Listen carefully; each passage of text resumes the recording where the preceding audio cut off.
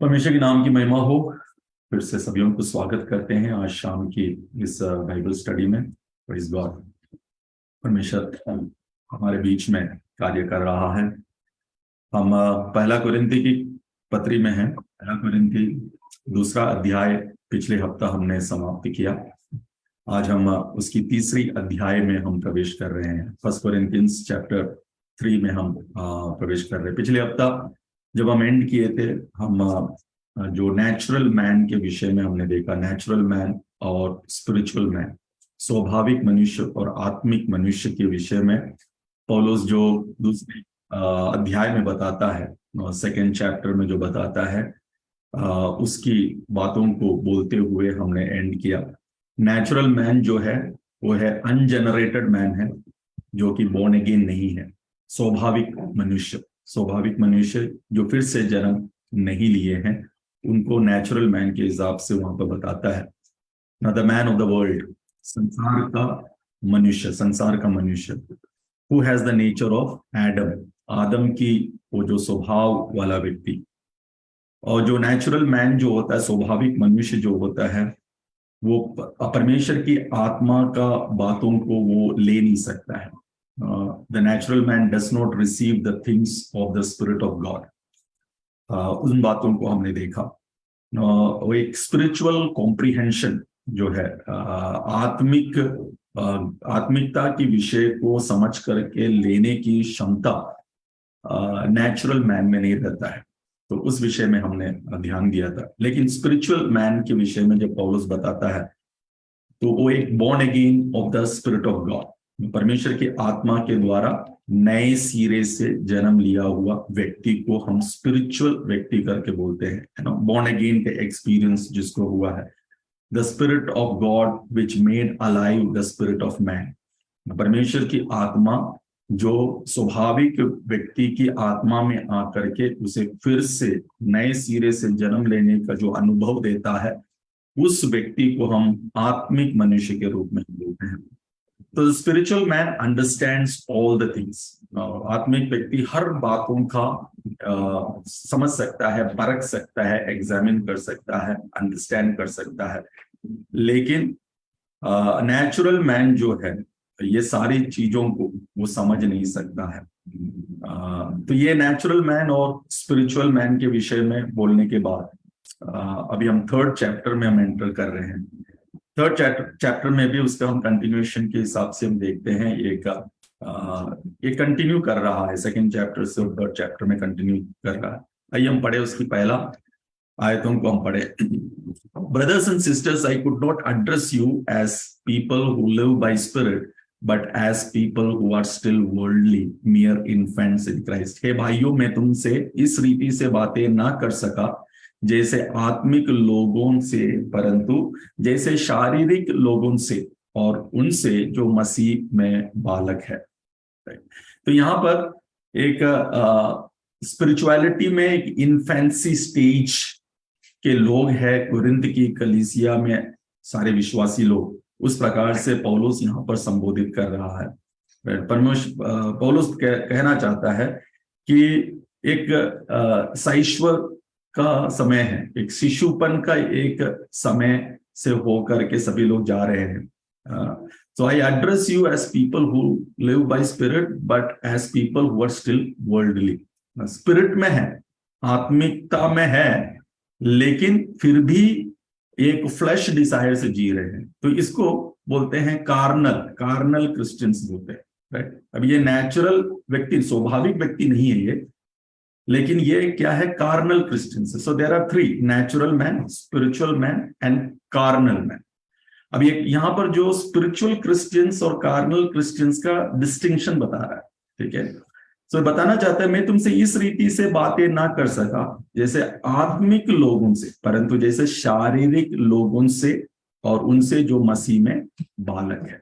मसीह में बालक है, वो आत्मिकता में तो जन्म लिए हैं, एक आत्मिक उभारता इनके जीवन में आया है, लेकिन शारीरिक अभिलाषाओं के अनुसार से जीने वाला। इसलिए आज भी हम चर्चेस में हम देखते हैं, हालांकि वो स्पिरिट रिवाइव हुआ है, संडे को चर्च में आते हैं, लेकिन फिर भी वो फ्लैशली, तो उसको क्या बोलते हैं, कार्नल क्रिश्चियंस बोलते हैं। स्पिरिट रिवाइव है लेकिन फ्लैश डिजायर्स में भी जाने वाले, फ्लैश डिजायर्स में जाने वाले, तो पौलुस उसी को संबोधित करता। तो आज ही नहीं है ये, पौलुस जो कलीसिया को स्थापित किया था नो, उस कलीसिया में भी ऐसे ही लोग थे, ऐसे ही लोग थे जो कि स्पिरिट तो रिवाइव हुआ है लेकिन फ्लैश डिजायर्स को ओवरकम नहीं कर पाए हैं। तो इनको इनको संबोधित करते हुए बोल रहे हैं कि they have received Jesus Christ who has believed in the Lord Jesus Christ as personal saviour but is controlled by flesh, controlled by flesh. ये जो बातें अब इसकी दूसरी आयत में जब हम पढ़ते हैं तो पौलुस कहता है, I gave you milk not solid food for you were not yet ready for it, indeed you are still not ready. मैंने तुम्हें दूध पिलाया, अन्न ना खिलाया, क्योंकि तुम उसको ना खा सकते थे वरन अब तक भी नहीं खा सकते हो। तो पौलुस कहता है कि देखो, मैं जब मिनिस्ट्री जब आरंभ किया आपके बीच में, तो आप लोगों को क्या दिया, दूध दिया। जब प्रभु यीशु मसीह ने, पौलुस कैसे कोरिन्थ में आता है, he is coming to Corinth by preaching Lord Jesus Christ who was crucified, right, Jesus who has crucified, Jesus is the person of Jesus, the work of Jesus, उसको प्रचार करते हुए कोरिन्थ में आया है। पिछले हफ्ते में हमने देखा था, ठीक है, प्रभु यीशु मसीह क्यों इस संसार में आया, प्रभु यीशु मसीह की क्रूस की मृत्यु उसने क्यों लिया, इस विषय को संबोधित करते हुए, प्रचार करते हुए अनेक लोग चर्च में क्या लिया है, जन्म लिया है। So they have taken birth into the kingdom of God. जब ये जन्म लिए थे, इनको डायरेक्टली हम क्या नहीं दे सकते हैं, हम मीट नहीं दे सकते, राइट। जैसे अभी इवान हमें दिख रहा है, राइट, इवान वहां पर है। अब इवान जो बच्चा है 1 साल का है, राइट, तो उसको ज्यादा मिल्क के संबंधित, मिल्क प्रोडक्ट्स ही शुरुआत में दिए गए। पहले 6 महीने तो केवल मिल्क ही दिए थे, जब जन्म लिए तब से मिल्क ही प्रोवाइड कर रहे थे। तो एक स्पिरिचुअल बर्थ में जब एक व्यक्ति जन्म लेता है, शुरुआत में क्या देता है, मिल्क देता है। तो पौलुस वही कहता है, 18 महीना मैं जब तुम्हारे साथ में था, 18 महीना कोरिन्थ में सेवकाई किया हुआ पौलुस, और कहता है, आई गेव यू मिल्क, मैंने तुम्हें दूध पिलाया, अन्न नहीं खिलाया, सॉलिड फूड मैंने नहीं दिया, क्योंकि तुम उसको ना खा सकते थे वरन अब तक भी नहीं खा सकते हो। Okay, not grown beyond that first principle of Christian faith, that is salvation. Okay, उद्धार आया है, तो पहला जो स्टेप है, मतलब बोर्न अगेन, द सैल्वेशन का जो स्टेप है, जो उद्धार पाने का जो अनुभव है, अभी भी तुम उसी में हो। अभी पौलुस यहाँ से एफेसस में चला गया, एफेसस में सेवकाई कर रहा है, और जब वो एफेसस में था तब जाकर के ये इश्यूज, यहाँ पर जो इश्यूज है उस इश्यूज के बारे में पता चल रहा है, और ये पत्र लिख रहा है। तो जब पत्र लिखते समय भी पौलुस बोलता है कि अभी भी तुम दूध पीने वाले बच्चे के समान में हो, तुम एक स्पिरिचुअली क्या नहीं हुए हो, पूरी तरीके से रिवाइव नहीं हुए हो, रिन्यूड नहीं हुए हो। ये एक स्ट्रगल है। जब एक व्यक्ति जब विश्वास में आता है, एक फ्लैश डिजायर्स और स्पिरिट की बातों के बीच में एक टेंशंस होता है ना? वो टेंशंस जो है हम पौल के जीवन में होते हुए हम देखते हैं। रोमियो की पत्री, कोई हिंदी बाइबल है तो जरा पढ़ करके मुझे मदद कीजिएगा जिसके पास हिंदी बाइबल है। रोमन्स चैप्टर 7:21-25 हम पढ़ेंगे। रोमियो की पत्री 7वीं अध्याय, उसका 21 से लेकर 25 तक हम पढ़ेंगे। रोमियो की पत्री 21वीं अध्याय, सॉरी 7वीं अध्याय, इसका 21 से लेकर 25। Romans chapter 7:21-25।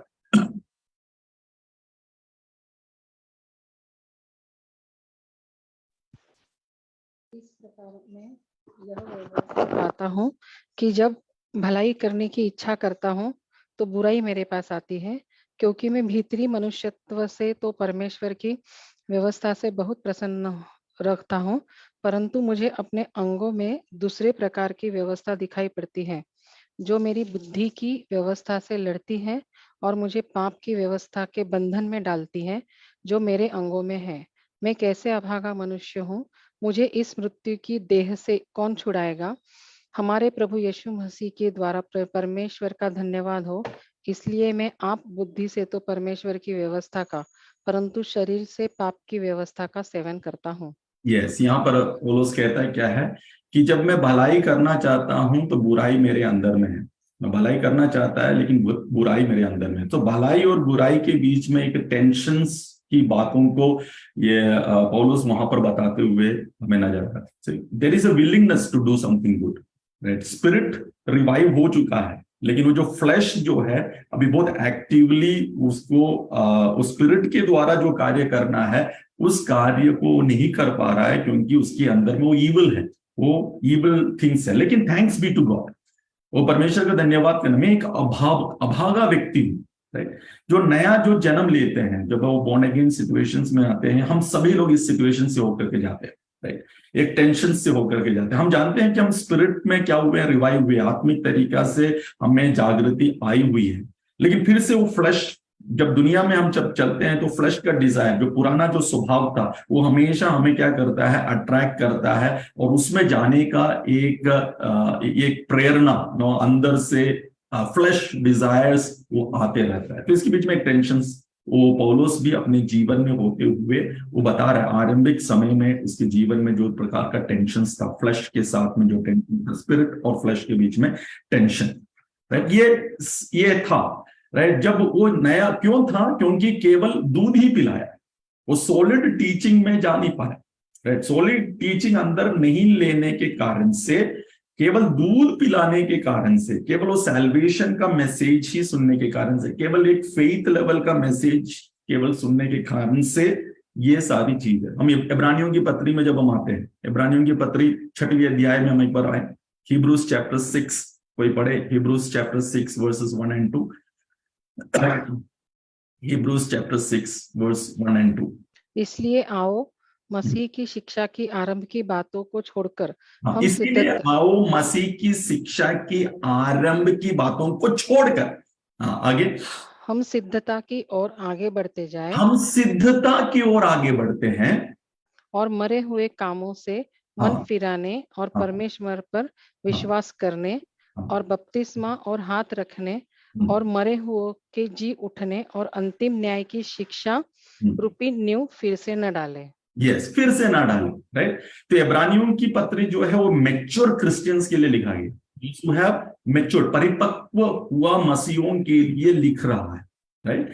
तो ये परिपक्व हुआ मसीह जो मैच्योर क्रिश्चियन को जब लिख रहा है, तो लिखने वाला लेखक जो है वो इस प्रकार से कहना चाहता है कि जो एलिमेंट्री थिंग्स है, राइट, जो कि फर्स्ट प्रिंसिपल्स ऑफ जो सैल्वेशन है, जैसे बपतिस्मा लेना, राइट, और प्रभु यीशु मसीह मरे हुए में से जी उठा है, हाथ रख करके प्रार्थना करने के विषय, ये सबको छोड़कर, ये सबको छोड़ करके तुम्हें सिद्धता में किस प्रकार से बढ़ाऊं, उसके विषय में कुछ बातों को बताना चाहता हूं। राइट, समझ में आ रहा है मैं क्या बोलना चाहता हूं। तो बाइबल तो शुरुआत में जो रहती है वो एक एलिमेंट्री टीचिंग्स रहता है। No the first steps in Christian faith, जैसे repent of sin, okay, believe in Lord Jesus Christ, be baptised, receive the Holy Spirit. तो ये सारी जो बातें आरंभ के समय में रहता है। तो जब हम सीखते हैं तो हमारे अंदर में एक बहुत बड़ा क्या रहता है, एक टेंशन रहता है, राइट। एक कार्नल क्रिश्चियंस, हम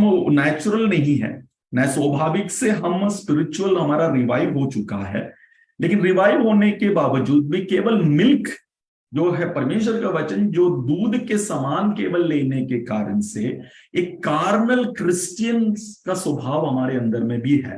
वो फ्लैश डिजायर्स जो है वो हमारे अंदर में है, और वो और स्पिरिट के बीच में एक बहुत बड़ा टेंशन होते हुए यहाँ पर समझ में आता है। सबके साथ में होता है, मेरे साथ में भी हुआ। मैं भी जब एक व्यक्ति को प्रभु में लेके आता हूँ तो सबसे पहले उनको वो सिद्धता होने की बात नहीं बताता, पहला फर्स्ट स्टेप्स, बेबी स्टेप्स लेने के लिए बोलता हूँ। उसीलिए उनको, उनके सामने जब भी बोलता हूँ तो टॉपिकल सर्मन्स की रीति से बताता हूँ कि एक चैप्टर को लेकर के उसका पूरा खुलासा नहीं करता हूं, क्योंकि वो करने से उनको समझ में नहीं आएगा और वो बोर हो जाएंगे, वो कनेक्ट नहीं कर पाएंगे। तो इसलिए टॉपिकल हिसाब से जेनेसिस से लेकर रेवलेशन तक एक टॉपिक को लेकर के जिससे जिससे कनेक्ट होता है हर जगह से। अभी फेथ लिया है तो जेनेसिस में अब्राहम का फेथ को ले लिए, दूसरे दूसरे कैरेक्टर्स का फेथ को लेते हुए, नए नियम में जो प्रेरितों का फेथ को लेते हुए, यीशु मसीह का फेथ को लेते हुए, ये सबको कनेक्ट करके हम क्या करते हैं, फेथ में स्ट्रॉन्ग करने के लिए हम बताते हैं, राइट। हम डिलीवरेंस के विषय में बताते हैं, हीलिंग के विषय में हम बताते हैं, राइट। और इस प्रकार से जब हम बताते हैं, लेकिन ये जो है, ये सारे जो टीचिंग जो है वो आत्मिक उन्नति में नहीं लेके जाता है, वो खाली दूध पीने के हिसाब से ही रहता है। वो विश्वास में आ जाते हैं, वो बोर्न अगेन सिचुएशंस में रहता है, लेकिन बार बार वो गिरते, बार बार वो गिरते। आप देखते होंगे जो फर्स्ट 5 years की क्रिश्चियंस लाइफ में जो है, राइट, वो देखते होंगे हमेशा उठते हैं, उठने का इच्छा रहता है, लेकिन नेक्स्ट मोमेंट गिर जाते हैं। चलने की कोशिश करते हैं स्पिरिचुअल लाइफ में, बट अगेन कुछ फ्लैश चीज आता है और उस फ्लैश चीज में डाइवर्ट हो जाते हैं और फिर वो गिल्ट में चले जाते हैं, अरे मैंने ऐसा क्यों किया, मुझसे ऐसा क्यों हो गया, मैं कितना अभागा व्यक्ति हूँ। जैसे पॉल कहता है चैप्टर 7 में, रोमन्स चैप्टर 7 में, मैं कितना अभागा व्यक्ति हूँ, कौन मुझे इसमें से छुड़ाएगा। थैंक्स बी टू गॉड, एक ही व्यक्ति छुड़ा सकता है, वो है प्रभु यीशु मसीह ही हमें बचा सकता है, छुड़ा सकता है। तो ये बातों को हम यहाँ पर देखते हैं। So you can grow spiritually only through the word of God. ये बात पौलुस यहां पर समझाना चाहते हैं। You can grow only through the word of God, you can grow spiritually. अब आत्मिक तरीके से जो उन्नति जो है परमेश्वर के वचन के द्वारा ही होगा, the whole council of God. No, that's why disciples community जब 6 years 7 years में जब हम पहुंचे हैं, so we are teaching about the whole counsel of God, cover to cover, Genesis to Revelation। उसीलिए हम अभी book by book Bible study में जा रहे हैं, right, Bible book by book जा रहे हैं, ताकि वेडनेसडे के दिन में हम आ करके उस बुक बाय बुक को हम फिनिश करने पाए। कभी ओल्ड टेस्टमेंट से एक बुक लेंगे, न्यू टेस्टमेंट से हम बुक लेंगे, इसको हम कवर करेंगे, इसको हम सीखेंगे, ताकि हमें whole council of the word of God मिले। केवल एक ही भाग में एक इन्फेंट क्रिश्चियंस और इन्फेंसी पीरियड से हम एक मैच्योर लेवल में बनने के लिए ये बहुत जरूरी है, राइट। अभी पॉल जब मिलता है एल्डर्स एट एफेसस से, जब एफेसस के जो एल्डर्स से जब जेरूशलेम की ओर यात्रा कर रहा था, हम वो भी पढ़ेंगे, एक्ट्स चैप्टर 20 उसका 25 to 27 भी हम पढ़े। Acts chapter 20, 25 to 27। अब देखो, मैं जानता हूँ कि तुम सब जिनमें परमेश्वर के राज्य का प्रचार करता फिरा, मेरा मुंह फिर न देखोगे।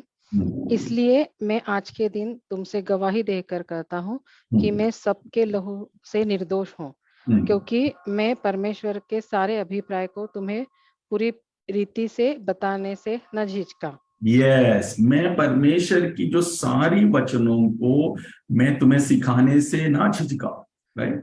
सो इसको इंग्लिश में जरा पढ़े, इंग्लिश में यदि कोई निकाले तो पढ़े कोई वर्स को। एक्ट्स चैप्टर 20, 25 to 27 पढ़ो। हाँ। Now I know that none of you among whom I have gone about preaching the kingdom will ever see me again. Therefore, I declare to you today that I am innocent of the blood of any of you, for I have not hesitated to proclaim to you the whole will of God. Yes, whole counsel of God, right? Whole counsel of God, whole will of God. तो Paul वहां पर पूरा 100% sure है Ephesus की कलीसिया के लिए, right? To the church at Ephesus, he is 100% sure that in this church I have taught the whole gospel, whole counsel of God, right? So this is very important.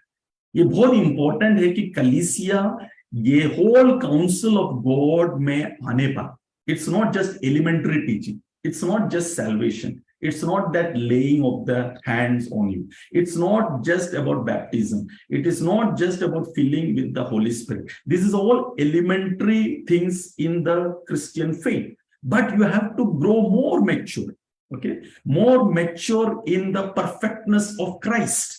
तो उसमें अभी Corinth की कलीसिया जो है वो पहुंच नहीं पाया है, अभी भी दूध पीने वाले बच्चे के समान में है। जब पौलुस अभी लेटर लिख रहा है इस कोरिन्थ की कलीसिया को देखकर, उसकी तीसरी आयत में हम जब आते हैं, फर्स्ट कोरिन्थियंस चैप्टर 3 का 3 में, you are still worldly.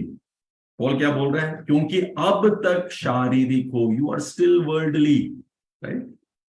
Paul ने स्थापित किया है, पॉल के द्वारा ये लोग चर्च में आए हैं, राइट। पॉल के द्वारा यीशु मसीह को ग्रहण किए हैं। Can you just imagine Saint Paul who was having that zeal to establish church, परमेश्वर उसे नियुक्त किया, एज एन अपोस्टल के रूप में नियुक्त किया जाकर कलीसिया, लेकिन जहां पर उसने 18 महीना सेवा किया, वहां के विश्वासियों को जब लिख रहा है, बोल रहा है यू आर स्टिल वर्ल्डली। तो हमारे चर्चेस कितने वर्ल्डली रहेंगे, right.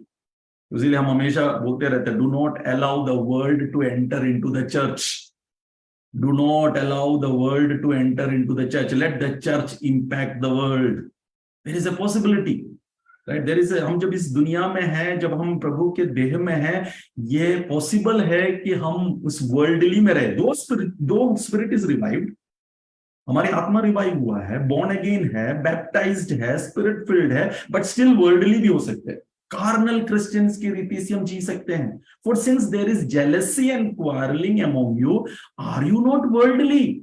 Are you not acting like mere humans? कि जब तुम में ईर्ष्या और झगड़ा है, तो क्या तुम शारीरिक नहीं और मनुष्य की रीति पर नहीं चलते?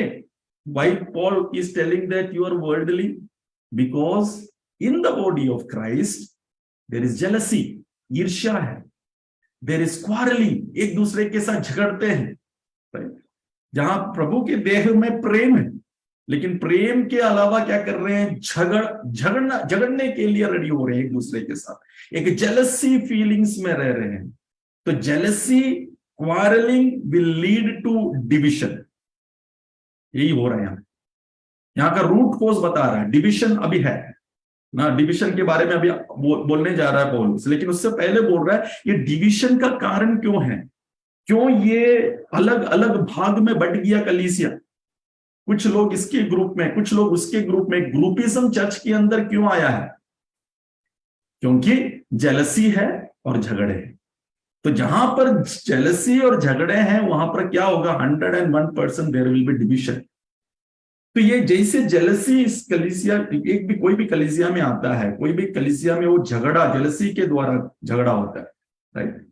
So that is the way. Jealousy सबसे पहले आता है, ईर्ष्या जब पहले आता है, राइट। तो एक जेलस फीलिंग, उसको ही केवल सब कुछ क्यों मेरे जीवन में क्यों नहीं, that is of carnal behaviour के कारण से होता है। स्पिरिचुअल है, राइट, आत्मिक है। संडे सर्विसेज में आते होंगे, उपवास भी करते होंगे, आत्मिक वरदान भी प्राप्त किए होंगे, लेकिन वो कार्नल जो एटीट्यूड है उस पर ओवरकम नहीं कर पाए, और वो कार्नैलिटी में, वो फ्लैश में जेलसी आ जाता है, और उसके द्वारा, वो फ्लैश के द्वारा क्वारलिंग में चला जाता है। Are you not acting like mere humans? क्या तुम एक साधारण व्यक्ति की तरह ना, एक मनुष्य की रीति पर नहीं चलते क्या, राइट। एक नेचुरल मैन, एक वो कार्नल मैन की जैसे तुम चल रहे हो, ऐसे करके संबोधित करते हुए हम बोल रहे हैं। और इसके कारण से क्या होता है? 4th वर्स में हम देखते हैं, the denomination started, right. Denominations आज की भाषा में जब बोलते हैं, राइट, डिनोमिनेशंस मतलब प्रोटेस्टेंट है, लूथरन है, मेथोडिस्ट है, पेंटिकोस्टल्स है, नॉन डिनोमिनेशंस ये आ गया, right. So, for when one says, I follow Paul and another, I follow Apollos, are you not mere human beings? इसीलिए कि जब एक कहता है कि मैं पौलुस का हूं और दूसरा कहता मैं अपोलोस का हूं, तो क्या तुम मनुष्य नहीं? साधारण सा मनुष्य, नेचुरल मैन, और तुम में अभी क्या फर्क है? जबकि तुम्हारा स्पिरिट रिवाइव हुआ है। साधारण मनुष्य का नहीं तो एक स्वाभाविक मनुष्य का जो स्पिरिट रिवाइव्ड नहीं हुआ, वो भी उसी प्रकार से कहते हैं, वो भी इस प्रकार से बोलते हैं, और तुम्हारा स्पिरिट जब रिवाइव हो गया, तुम भी उसी प्रकार से बोल रहे। As you are living before, you are telling the same thing, that I follow this person, I follow that person. इसीलिए आज हम दुनिया में बहुत सारे फॉलोवर्स को देते हैं, इंस्टाग्राम फॉलोवर, मैं उसका, उस व्यक्ति का फॉलोवर, हम उस एक वो दुनिया की चीजें हैं। लेकिन जब कलीसिया के अंदर में जब हम आते हैं, right, we have only one person to follow, that is Jesus Christ, right? It is not pastor Benson को मैं फॉलो करता हूँ, it is not pastor Jason को मैं फॉलो करता हूँ, right, it is not pastor Maruti को मैं फॉलो करता हूँ। ये सभी लोग जो है डिसाइपल्स कम्युनिटी में, हम सभी लोग आए, हम सभी लोग किसके फॉलोवर्स है? केवल प्रभु यीशु मसीह की ही फॉलोवर्स है, एक व्यक्ति की फॉलोवर्स नहीं है। जब हम एक व्यक्ति की फॉलोवर्स बन जाते हैं, we are carnal Christians, we are carnal Christians, right. जब हम एक पास्टर के नाम लेकर के हम बोलते हैं इस पास्टर के कारण से मैं इसके पीछे जा रहा हूं, we are just carnal Christians, we are not spiritual Christians. और स्पिरिट के अनुसार से हम नहीं जी रहे हैं, राइट। हम आगे बढ़ते हैं। Paul is telling there is no division between him and Apollos, right? आगे 5।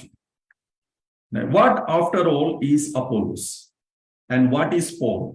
Only servants through whom you came to believe, as the Lord has assigned to each his task. Apollos कौन है? Apollos कौन है? केवल सेवक, जिनके द्वारा तुम लोगों ने विश्वास किया, जैसा हर एक को प्रभु ने दिया, राइट। अभी यहां पर पौलुस क्या बोलना चाहता है कि वी ऑल आर सर्वेंट, हम सभी लोग सेवक हैं। It is God who did the work and brought that increase, right. वो ग्रोथ जो आया है, जो इंक्रीज जो आया है, जो स्पिरिचुअल डेवलपमेंट जो आया है हमें, वो एक व्यक्ति के कारण से नहीं है, परमेश्वर के कारण से है, राइट। उस व्यक्ति के द्वारा विश्वास में आए होंगे, बिलीव करने के लिए आए होंगे लॉर्ड जीसस क्राइस्ट का, लेकिन वो ग्रोथ जो है हमारे अंदर में, जो बढ़ोतरी जो है, वो एक व्यक्ति के द्वारा नहीं है, वो प्रभु यीशु मसीह के द्वारा ही वो ग्रोथ है, गॉड के द्वारा ही ग्रोथ है, परमेश्वर के द्वारा ही ग्रोथ है। पौलुस कहना चाहता है कि हम सभी लोग एक है, हम सभी लोग एक है, हम डिवाइडेड नहीं है, राइट। पॉल और Apollos they both are one. वो अपने आप में कभी भी वो डिवीजन लेके नहीं आते हैं, तो हमें कलीसिया में समझना चाहिए, जब हम इस 1 कोरिन्थियंस को पढ़ रहे हैं, हम ये समझना चाहिए, हम जो यहाँ सेवकाई करते हैं, वो सेवक लोग आपस में डिवाइडेड नहीं है। तो जो विश्वासी गण भी क्या होना चाहिए, इसको डिवाइड करने की कोशिश भी नहीं करना चाहिए, है। ये बहुत जरूरी है, क्योंकि बहुत सारी कलीसिया में इस प्रकार से हो रही है। ये हमारे कलीसिया में होने ना पाए, एक हमारे लिए एक वार्निंग है। आज यहाँ पर जितने भी लोग सीख रहे हैं, हमें समझना चाहिए, अपोलोस कौन है? अपोलोस कौन है? केवल सेवक है, they are just only the servants, ठीक है, सर्वेंट्स। अभी नेक्स्ट आयत में, जब हम 6वीं आयत में जब हम आते हैं, वहां पर लिखा है आई प्लांटेड द सीड। पौलुस बोलता है I planted the seed, Apollos watered it, but God has been making it grow. मैंने लगाया, पौलुस ने सींचा, परंतु परमेश्वर ने क्या किया है? बढ़ाया है, राइट। आई प्लांटेड, पौलुस watered, but God is the one who give the growth. He that plant is nothing, right, he that plant is nothing. Next verse जब हम पढ़ते हैं, उसके 6th वर्स में लिखा है, so neither the one who plants nor the one who waters is anything, but only God who makes things grow, right? पौलुस क्या बोलना चाहता है?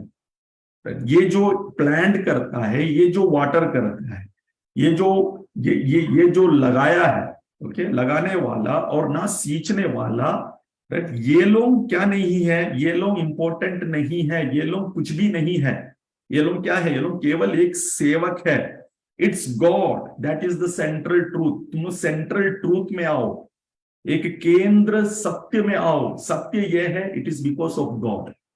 परमेश्वर के कारण से पौलुस आया, पौलुस बोया, पौलुस लगाया, अपोलोस के बाद में परमेश्वर ने अपोलोस को भेजा, अपोलोस उस लगाई हुई चीज में पानी डाला। लेकिन जो ग्रोथ हुआ है, राइट, जो यहां पर बढ़ा है, जो बढ़ोतरी हुआ है यहां पे, वो किसके द्वारा हुआ है? वो परमेश्वर के द्वारा हुआ है। सो पौलुस ये बताना चाहता है कि अवर डिवोशन, हमारी जो भक्ति है, हमारे जो समर्पण है, हमारे जो कमिटमेंट है, it is not to the man.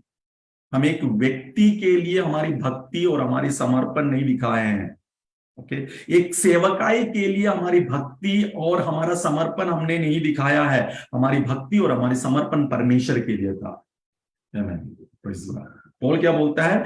मैं, हमारी जो भक्ति, पौल की भक्ति और अपोलोस की भक्ति, पौल का समर्पण और अपोलोस का जो समर्पण था, एक व्यक्ति के लिए नहीं था, एक सेवकाई के लिए, एक मिनिस्ट्री के लिए नहीं था, लेकिन केवल केवल परमेश्वर के लिए भक्ति और समर्पण था। उसीलिए यहां पर कुरिन्थ में आकर के किसी ने बोया, किसी ने सींचा, लेकिन ग्रोथ जो है जिसके कारण से वो दोनों आए हैं, ग्रोथ वो ही दिया है। समझ में आ रहे हैं? Praise God, hallelujah. नो, कलीसिया का जो उन्नति है वो परमेश्वर के द्वारा होता है, एक व्यक्ति के द्वारा नहीं होता है। पौल बोलना चाहता है, वी आर ओनली इंस्ट्रूमेंट्स, हम केवल औजार हैं, हम केवल इंस्ट्रूमेंट्स हैं। इंस्ट्रूमेंट्स किसी लिए? प्लांट करने के लिए एक इंस्ट्रूमेंट, और पानी देने के लिए इंस्ट्रूमेंट। जैसे एक खेत में, है ना, ट्रैक्टर्स को चलाते हैं, राइट, वो एक इंस्ट्रूमेंट है। नहीं तो गाय बैल का हल चलाते हैं, वो एक इंस्ट्रूमेंट है, ठीक है नहीं? लेकिन पानी देने के लिए भी वहां पर कुछ इंस्ट्रूमेंट्स है, पाइप के द्वारा देते होंगे, फाउंटेन्स के द्वारा देते होंगे, राइट, ये सब इंस्ट्रूमेंट्स है। तो ये इंस्ट्रूमेंट्स के कारण से ग्रोथ नहीं होता है, लेकिन वो इंस्ट्रूमेंट्स को लेके आने वाला व्यक्ति के पीछे में एक दर्शन है, उस दर्शन में ग्रोथ आता है खेत में। हमारा समझ में आ रहा है सबको? तो जो परमेश्वर रखा है वो सब कुछ एक इंस्ट्रूमेंट है, और उनकी जो कमिटमेंट और उनका जो डिवोशन है वो परमेश्वर के लिए है, एक व्यक्ति के लिए नहीं है, ना ही एक मिनिस्ट्री के लिए है। इसके जब हम आगे जब हम पढ़ते हैं, the one who plants and the one who waters have one purpose and they will each be rewarded according to their labour. ठीक है, अभी पॉल ने जो किया, अपोलोस ने जो किया है, वो सब एक उद्देश्य के साथ में किया है।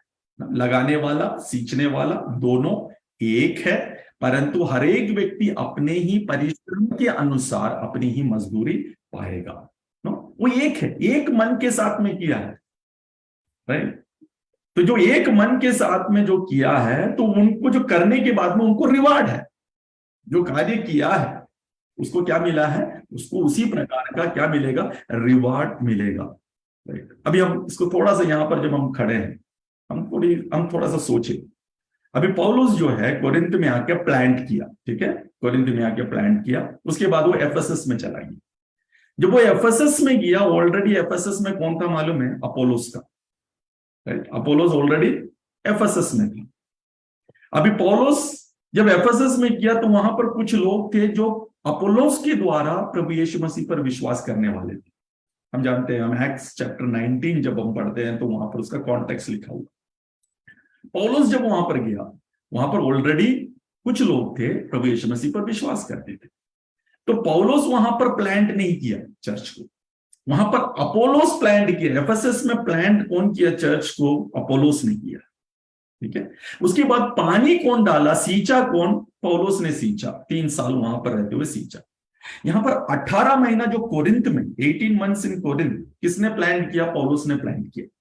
अब जब एफेसस में गया पौलुस, वहां से अपोलोस क्या करता है, वहां एफेसस से अभी कोरिन्थ में आ गया, जहां पर पौलुस प्लांट किया था वहां पर पानी डालने के लिए। अभी ये दोनों का स्थिति देखो, अपोलोस एफेसस में प्लांट किया, पौलुस कोरिन्थ में प्लांट किया। पौलुस एफेसस में पानी डाल रहा है, अपोलोस कोरिन्थ में पानी डाल रहा है। एट द एंड दोनों जगह पर ग्रोथ हो रहा है। वो ग्रोथ कौन लेके आया है, परमेश्वर लेके आया है। समझ में आया सब लोगों को, है ना।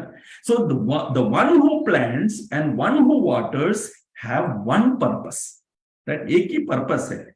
वो क्या पर्पस है, वो पर्पस ये है कि सभी लोग परमेश्वर की राज्य में बढ़ना है। Everyone should grow in the kingdom of God. एक डिनोमिनेशन बनाने के लिए नहीं आया। एक मेरे नाम से एक मिनिस्ट्री यहां पर आरंभ होना चाहिए, वैसे बोलते हुए नहीं गए पौल और ना ही अपोलोस। पौल और अपोलोस जो है उनका एक ही पर्पस था, वो दोनों का पर्पस एक समान में था। इस प्रकार से हम समझते हैं। So it's very interesting, right? In some places God may be using us to plant, and in some places God may be using us to water. समझ में आ रहे? In some places God may use me to plant, and some places God will use me to water. जैसे अभी इस साल में मुझे परमेश्वर कर रहा है, राइट। तो मैं अभी जब गुरु पिंपले में जा रहा हूं, मैं पिंपले गुरु में जब जा रहा हूं, वहां पर मैं पानी डालने के लिए जा रहा हूं, लेकिन हिंजेवाड़ी में जो था वो मेरा प्लांटिंग का सामान में था। समझ में आ रहा है सबको, राइट? समझ में। लेकिन एक पर्पस एक ही है कि सभी लोग परमेश्वर की राज्य में क्या होना चाहिए, बढ़ना चाहिए, उन्नति आना चाहिए, उन्नति आना चाहिए। ये एक पर्पस है। तो हम सभी लोगों को भी परमेश्वर उसी प्रकार से इस्तेमाल करता है, राइट? हम जब कलीसिया के अंदर में है, परमेश्वर ने यदि हमें कुछ बुलाहट दिया है, परमेश्वर की कलीस देह को बनाने के लिए हम जो कार्य करते हैं, राइट, ये प्रभु यीशु मसीह के डिवोशन और कमिटमेंट के साथ करना चाहिए। ये नहीं कि एक व्यक्ति के लिए कर रहे, राइट, एक व्यक्ति के लिए हम नहीं कर रहे हैं, नहीं तो मेरा एक मिनिस्ट्री यहां पर आरंभ होना चाहिए ये बोलते हुए भी नहीं कर रहे हैं, लेकिन हम जो भी कर रहे हैं परमेश्वर की नाम की महिमा होने के लिए कर रहे हैं। ये कोरिंथ की कलीसिया में ये बात की समझ नहीं थी, जिसके कारण से वहां पर जेलसी आया, वहां पर क्वारल हुआ, झगड़े हुए, और अल्टीमेटली एक डिविजन वहां पर हो रहा है, राइट? और इसीलिए कोरिंथ की कलीसिया का जो लेटर है हर चर्च के लिए बहुत इंपॉर्टेंट है।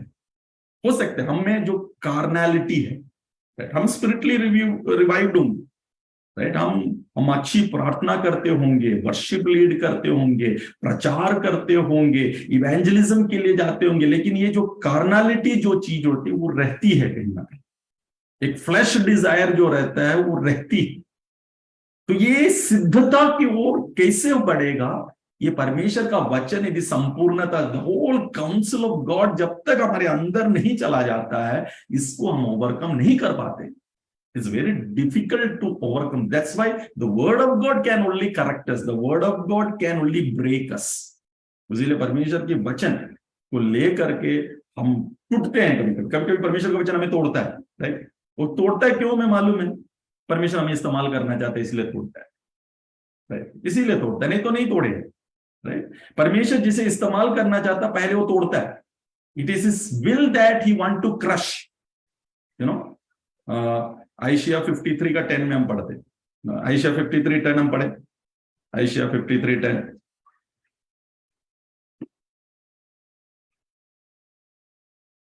आइशिया 53:10।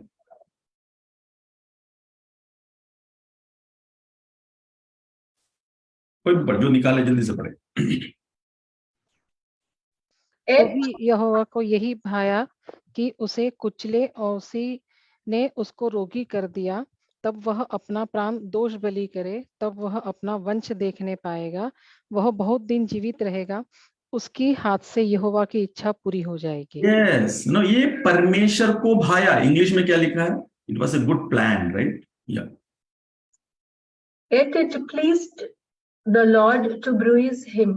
Yes, it was, it pleased God to bruise him. दूसरा वर्जन में लिखा है, it was the good plan of God to crush him. It was a good plan of God to crush Jesus, his son. परमेश्वर का बेटा को crush करना परमेश्वर का एक प्लान था उसकी। क्यों? क्योंकि सब नामों में उसका नाम सबसे श्रेष्ठ है। फिलिपियंस चैप्टर 2 वर्सेस 8, 9, 10 में हम पढ़ते हैं, so that his name will be exalted above all name. So if we are going through a crushing time, right, being saved, it is that God want to lift us, right? यदि आप crushing से होकर के नहीं जाएंगे, brokenness के stage से होकर के नहीं जाएंगे, परमेश्वर आपको इस्तेमाल नहीं कर पाएगा। It is in the broken state that God molds us and makes us so that his will be fulfilled from our life. Praise God. मैंने, यदि आप दुख से हैं, बीमार से होकर के जा रहे हैं, आप जा नहीं रहा, it was God's perfect plan कि आप उस बीमारी से हो करके जाए। परमेश्वर कुछ सिखाना चाहता है। अब उसमें हम जब समर्पित करते हैं, राइट, उसकी इच्छा में जब हम आ जाते हैं, at the end no it will be for the glory of God. परमेश्वर की उस महिमा में वो प्रकट हो जाता है। Praise God. मैं जस्ट उसको मैं आप यहाँ पर इंक्लूड किया है। तो Paul is affirming the oneness he has with Apollos, right? And he's telling that we are laboring together with God. We are laboring together with God. Paul has not desired to have any denomination to form in Corinth. Paul जब चालू किया तो उसको कोई भी इच्छा नहीं था कि यहाँ पर डिविजन होने पाए, यहाँ पर डिनोमिनेशन होने पाए, उसकी वो इच्छा नहीं रखता था। हम आगे पढ़ते उसकी, आगे हम जाएंगे उसकी 9वीं आयत में। वहां पे लिखा है we are co-workers in God's service. You are God's field and God's building. Praise God. अभी एक एनालॉजी लेके आ रहा है 9वीं आयत में जब आते हैं तो Paul is bringing an analogy. Paul is bringing an example. He's telling that we are co-workers in God's service. Apollos, Paul, they are all co-workers. They are equal laborers in the sight of God, right? And you are God's field. People at Corinth. Corinth की विश्वासियों को लिख रहा है you are God's field, you are God's field. What is that God's field? God's field means God's garden, right? It is talking about, it is God's garden, right? It is God's farm. परमेश्वर का एक farm है, परमेश्वर का एक garden है. और हम जानते हैं परमेश्वर सबसे पहले एदन की बागीचे बनाता है, वहां पर किसको नियुक्त करता है? आदम और हव्वा को नियुक्त करता है. God is placing Adam and ewe. Now when you read Genesis chapter 2 verse 15, it is that God placed Adam in the middle of the garden and asked him to work on it. परमेश्वर बोले तो इसमें कार्य कर, you cultivate it, right? You do the work in the garden, right? You serve in the garden, you cultivate the garden. और परमेश्वर क्या करता था? उससे मिलने के लिए आता था.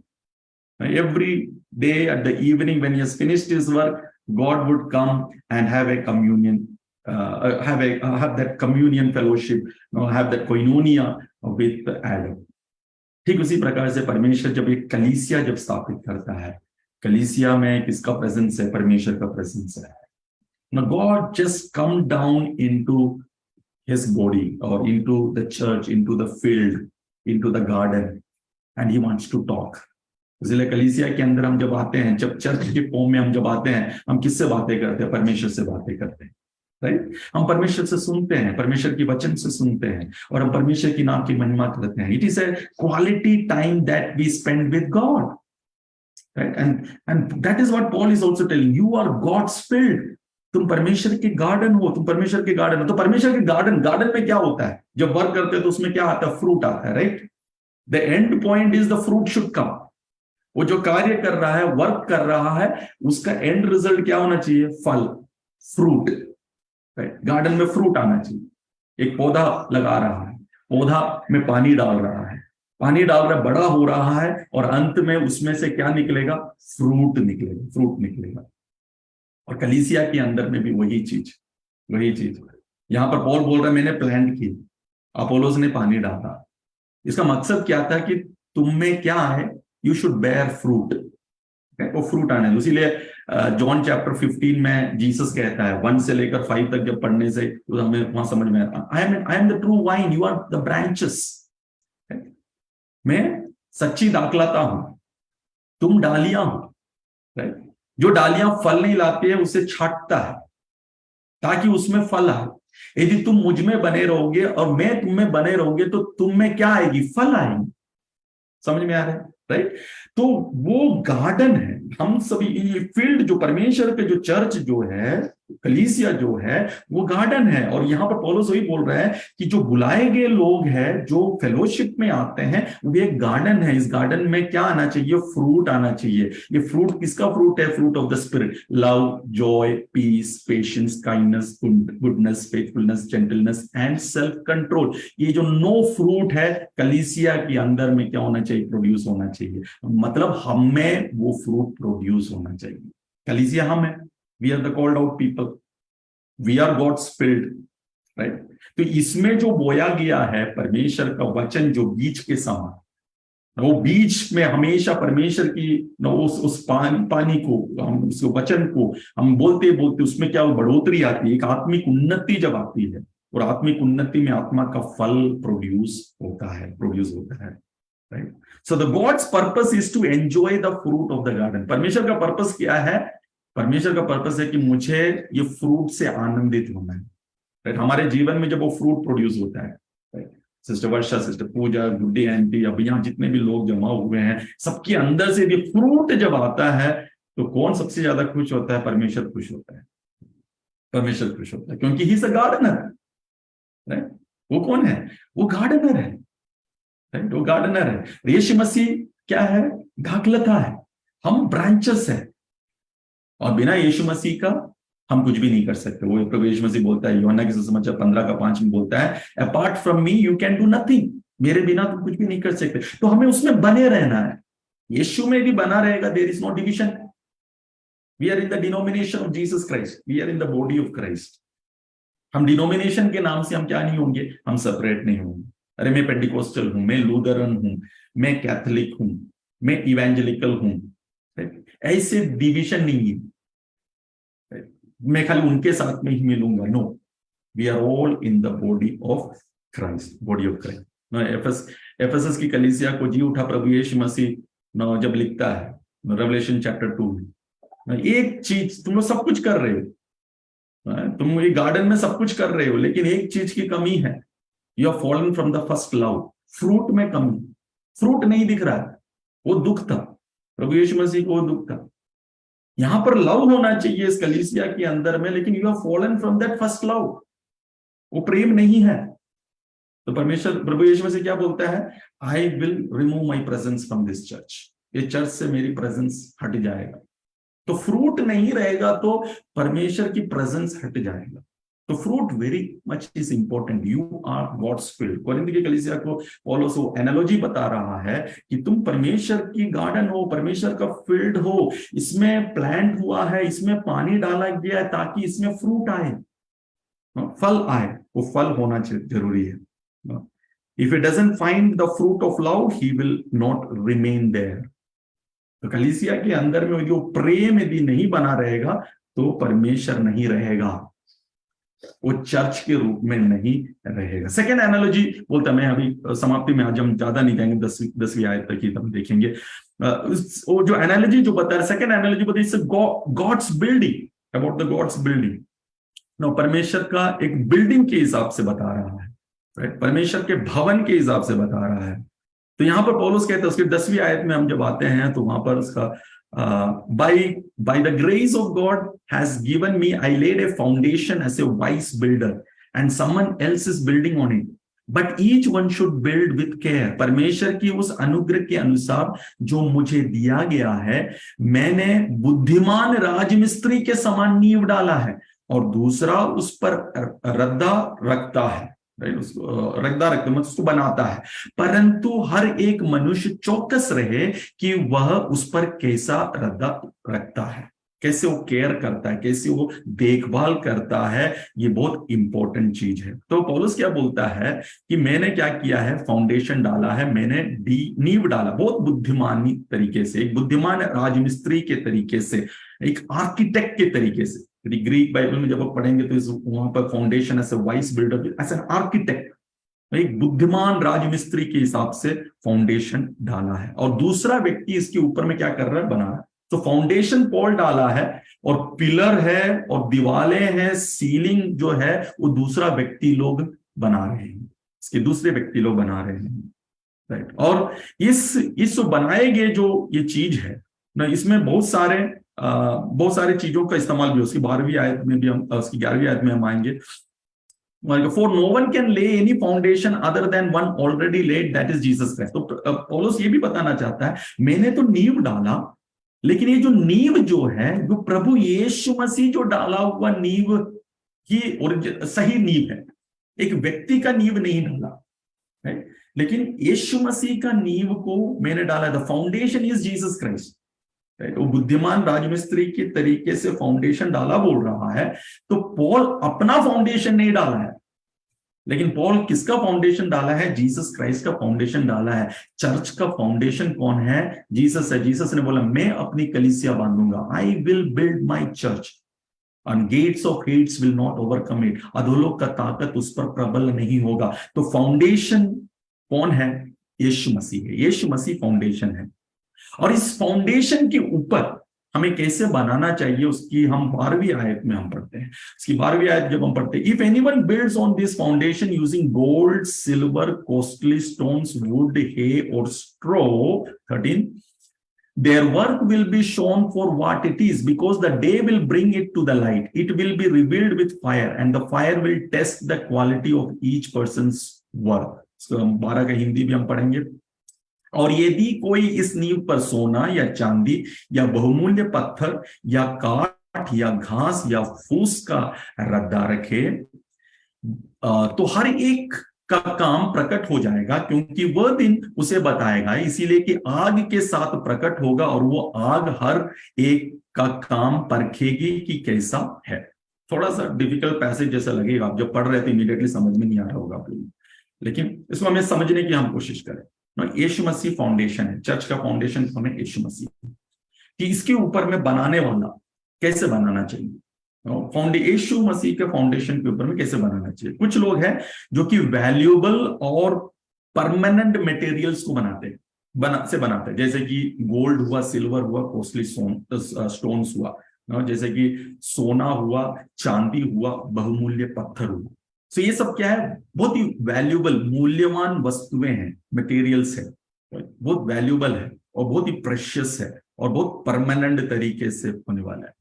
लेकिन दूसरे कुछ लोग हैं, वो कैसे बनाते हैं, वो काठ से बनाते हैं, से बनाते, स्ट्रो से बनाते हैं, मतलब घास से, काठ से, फूस से, इससे क्या करते हैं, इससे भी बनाया जाता है। तो ये जो वैल्यूएबल और जो परमानेंट मटेरियल है, ये भी आग से होकर के जाएगा तो ये नाश होगा क्या? ये काम कभी भी नाश नहीं होगा। जो चीज वैल्यूएबल मटेरियल से बनाया गया, जो कि गोल्ड से बनाया गया, सिल्वर से बनाया गया, कॉस्टली स्टोन से जो बनाया गया है, वो नाश नहीं होगा। लेकिन जो लकड़ी का है, जो फूसा का है, और वो सारी चीजें जो होती है, आग से होते ही वो क्या हो जाएगा, जल करके खत्म हो जाएगा। तो हमारा कार्य कैसे होना चाहिए, राइट? और ये जो घास फूस जो है, वो एक इमोशनलिज्म के बारे में बताता है, एक भावनात्मक तरीके से, एक भावुक बना करके वो स्पिरिचुअलिटी के हायर लेवल में ले जाने वाली बातें, राइट? जो एक व्यक्ति की टीचिंग्स के द्वारा उस पर खड़े रह करके आगे बढ़ने के लिए जो सिखाते हैं, ये अंत तक रह नहीं पाएंगे, ये अंत तक रहने नहीं पाएगा। लेकिन परमेश्वर की जो वचन है, प्रभु यीशु मसीह के मुख से निकले हुए वचन के द्वारा यदि इसको बना रहे हैं, इस पर आप ध्यान दे रहे हैं बनाने के लिए, ये चाहे जितनी भी आग की परिस्थिति आए, उसका क्वालिटी जरूर दिखेगा। हर एक व्यक्ति का कार्य का जो क्वालिटी जो है वो पक्का दिखेगा, और एक दिन वो सब सामने आएगा, राइट? सब सामने आए तो हमें कैसे बनाना चाहिए, इसके बारे में यहाँ पर पौलुस यहाँ पर बताते हुए हम देखते हैं। हम जब मत्ती के सुसमाचार 6वें अध्याय में आए, तो वहां पर थोड़ा सा हम समझने की कोशिश करेंगे कि प्रभु यीशु मसीह ने क्या बोला। मत्ती के सुसमाचार 6वें अध्याय का 1, 2, 3, 4 हम पढ़े। मत्ती के सावधान रहो, प्रभु यीशु मसीह बोल रहा है उस पहाड़ी उपदेश में, सावधान रहो, तुम मनुष्य को दिखाने के लिए अपने धर्म के काम न करो। मनुष्य को दिखाने के लिए अपना धर्म का काम मत करो, नहीं तो show your work, do not show your work to show the man. No, मनुष्य को दिखाने के लिए कार्यों को ना करो। आगे, नहीं तो अपने स्वर्गीय पिता से कुछ भी फल ना पाओगे। तो फल नहीं मिलेगा, स्वर्गीय पिता से क्या नहीं मिलेगा, फल नहीं मिलेगा। यदि हम दूसरों को दिखाने के लिए कि मैं बहुत धार्मिक हूं, राइट, मैं परमेश्वर की धार्मिक अवस्था, धर्म की उस विषय में बहुत ही ध्यान देते हुए मैं बहुत धार्मिक व्यक्ति हूं करके यदि हम दिखाते हुए यदि हम कार्य करेंगे, तो परमेश्वर से हमें कुछ भी क्या नहीं मिलेगा, रिवार्ड नहीं मिलेगा, फल नहीं मिलेगा। आगे, इसलिए जब तू दान करे तो अपने आगे तुर ही न बजाओ, जैसे कपटी सभाओं और गलियों में करते हैं। कुछ भी कार्य करते हैं तो हमें उसे ढिंडोरा नहीं पीटना चाहिए, तुहरी नहीं पीटना चाहिए कि मैं ये कर रहा हूं, राइट, मैं ये कर रहा हूं, ताकि लोग सुने और सब लोग ताली बजाए और उसने बहुत अच्छा काम किया, राइट। हमें बहुत पसंद है, राइट। हम चाहते हैं हम जो भी करते हैं वो 10 लोगों को पता चले, और वो 10 लोगों को जब पता चल गया तो परमेश्वर से क्या नहीं मिलेगा, वो प्रतिफल नहीं मिलेगा, और रिवार्ड वहीं पर खत्म हो गया। आपको रिवार्ड मिल गया already. If somebody is praising you for the work that you have done, वो मेरा वो रिवार्ड जो है वहां पर खत्म हो जाता है। वो प्रभु यीशु मसीह के मुख से निकला वो वचन है कि हम जब कार्य करते हैं परमेश्वर के राज्य के लिए तो हमें कैसे करनी चाहिए। आगे हम पढ़े। ताकि लोग उनकी बढ़ाई ना करें। हाँ। मैं तुमसे सच कहता हूँ कि हम्म, वे अपना प्रतिफल पा चुके। हम्म, परंतु जब तू दान करे तो जो तेरा दाहिना हाथ करता है हम्म, उसे तेरा बायां हाथ न जानने पाए, हम्म, ताकि तेरा दान गुप्त रहे हम्म, और तब तेरा पिता जो गुप्त में देखता है तुझे प्रतिफल देगा। यस, अभी वो देने के विषय में भी प्रभु यीशु मसीह बोल रहा है, राइट।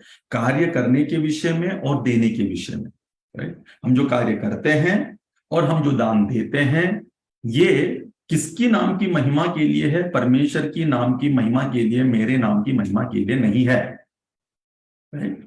ये समझ हमें होनी चाहिए, ये समझ हमें होनी चाहिए जब हम परमेश्वर प्रभु यीशु मसीह की देह में हम जब है, right. So our works will be tried by fire. हम जो भी करते हैं परमेश्वर के राज्य के लिए ये एक अग्नि की उस टेस्टिंग से हमें परखा जाएगा।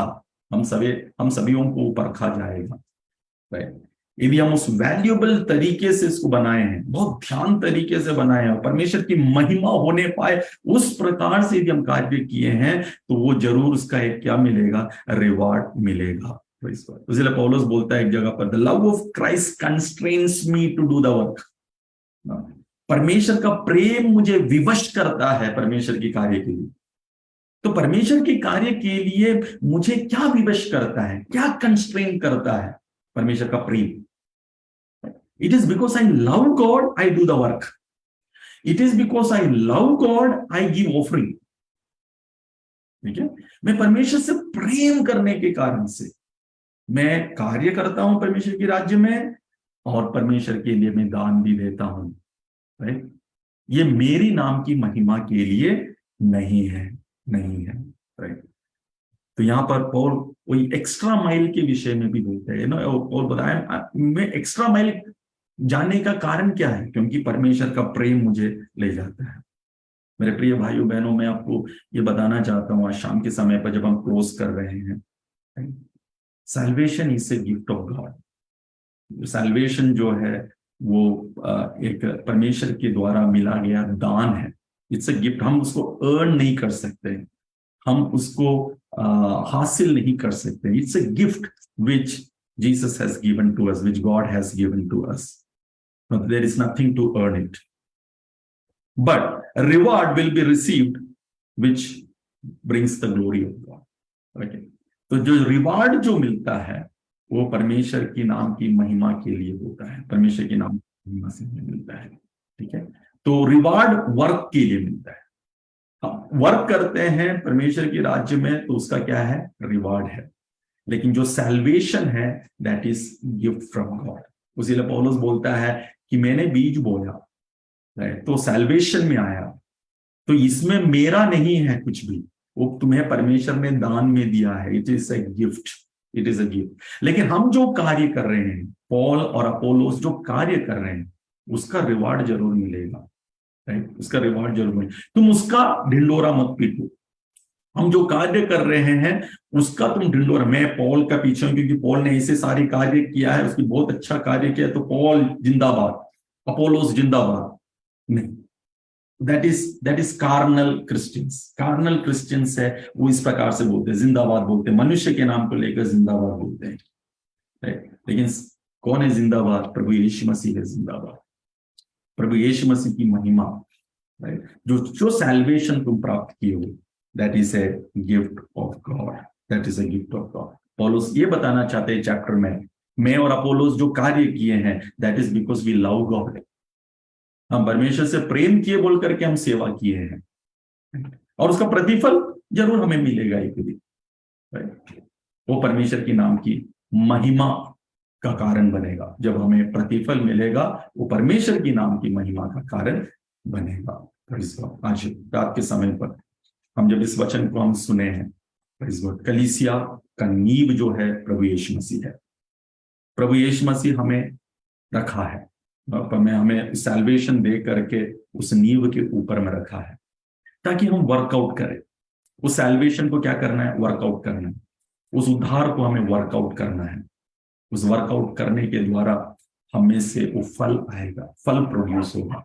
परमेश्वर के राज्य में हम फलवंत व्यक्ति बनने पाए। ये नहीं कि हमारे अंदर में वो ईर्ष्या रहे, हमारे अंदर में वो क्वारलपन, झगड़ा करने का एक मनोभावना रहे, वो मनोभावना नहीं जिसके कारण से वो डिवीजन होगा। हमारे कारण से कलीसिया के अंदर में डिवीजन ना होने पाए, राइट। वो एक कार्नल क्रिश्चियन की निशानी है, लेकिन परमेश्वर चाहता है कि हम एक स्पिरिचुअल लेवल में हम आगे बढ़े, एक आत्मिक विश्वासी के तरीके से हम बढ़े। हम नेचुरल में थे, नेचुरल से हम आत्मिक मनुष्य बने हैं, आत्मिक व्यक्ति बने हैं। उस आत्मिकता को हम मेंटेन करें, हम किसी व्यक्ति का फॉलो ना करें, प्रभु यीशु मसीह का ही हम फॉलो करें। हमारे आंखों को हम बंद करें, हम 1 मिनट हम समर्पण करें। Praise you Jesus. धन्यवाद परमेश्वर। स्वर्गीय पिता, हम तेरे चरणों में आते हैं परमेश्वर। Thank you Lord. प्रभु जी, एक डिस्क्रिप्शन ऑफ द चर्च आज हम देख रहे थे। एक कलीसिया को डिस्क्राइब किया गया है, कोरिन्थ की कलीसिया को डिस्क्राइब किया पौल कैसा था।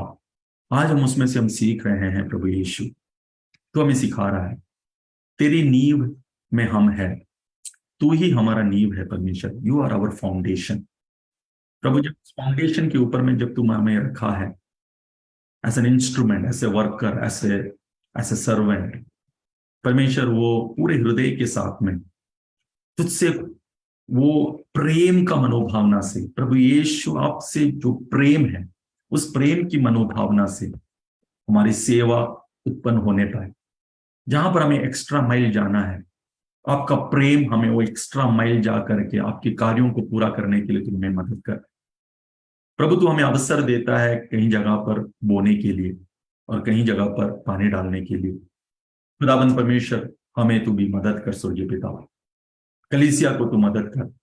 Lord, help every believers in your body so that everyone will be Lord sowing your seed and also watering, Father God। तेरे राज्य में बोए, उसमें पानी डाले प्रभु। और जब ये कार्य कर रहे हैं प्रभु जी, ये कार्य प्रेम के साथ हम करने पाए, ये उम्मीद के साथ करने पाए कि एक दिन ये फलवंत होगा, एक फ्रूट आएगा, ये परमेश्वर की नाम की महिमा के लिए उत्पन्न होगा, कंप्लीट होगा। प्रभु, तू कार्य कर रहा है, तू जो अच्छा कार्य आरंभ किया है तो समाप्ति तक लेके आएगा। हम जानते हैं परमेश्वर, हम सभी में तूने अच्छा आरंभ किया है, और तू हम प्रार्थना करते हैं परमेश्वर की वो अच्छा काम जो आरंभ हुआ है वो तो समाप्ति तक लेके आना। प्रभु जी, help us to finish well. प्रभु जी, हमारी अंत अच्छी होनी पाए, हम प्रार्थना करते हैं परमेश्वर। Praise God. क्योंकि प्रभु जी, जब हम वहां पहुंचेंगे, जजमेंट सीट के पास में रहेंगे, हमारे काम का प्रभु जी जब वो परखा जाएगा, खुदाबंद परमेश्वर, उस काम का प्रतिफल हम तेरे हाथ से प्राप्त करने पाए और तेरी महिमा वहां पर हम करने पाए। स्वर्गीय पिता, हमें सभी को तू मदद कर, सेवकों को मदद कर, विश्वासियों को मदद कर। प्रभु जी, हर कोई जो हाथ बटाता है, सपोर्ट करता है तेरी मिनिस्ट्री में, सबको तू आशीषित कर। प्रभु जी, ये वचन सबके जीवन में प्रभु जी लॉर्ड वो आत्मा का कार्य की तरह होने पाए, हम प्रार्थना करते। स्वर्गीय पिता, धन्यवाद प्रार्थना सुनने के लिए। सब प्रभु यीशु मसीह के नाम से हम प्रार्थना मांगते हैं, सुन और कबूल कर स्वर्गीय पिता। आमीन, आमीन।